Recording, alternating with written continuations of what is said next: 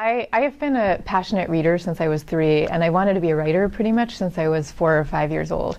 So to me, libraries have always been sacred spaces, and librarians were kind of like the keepers of the flame of these amazing places. Yeah, so I remember going with my parents, with my mom especially, to the library, and it was a ritual in our family, and it was something we did every few days or at least every week.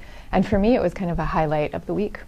I remember the rows of books in the library, and I remember being able to kind of wander through these rows as if they were paths through a wood, because it was like there were fantastic discoveries on either side of you in these paths.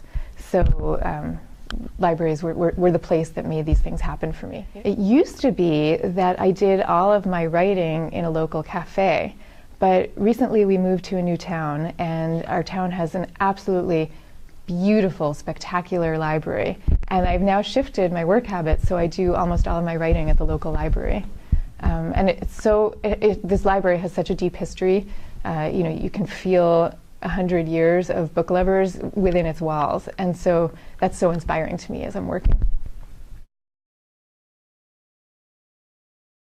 This is really going to it's going to cripple a kind of lifeblood of readers in communities around the country. So I think it's a really dangerous thing. And especially for children whose parents can't afford maybe or don't think to buy them books and bring them home. The libraries are really what they have to connect them to their heritage of literature. It's hard for me as a lifelong reader and as a lifelong writer to think of any book really that's worth banning. I mean, even the most objectionable one. And I have memories as a child of reading under the covers the kinds of books that we weren't supposed to be reading.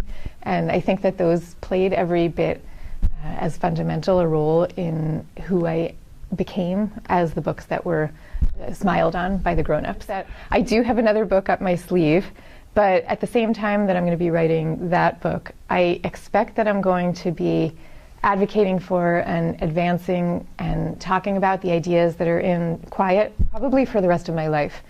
Because for me, it's not only a book, but it's also a mission and a view of the world.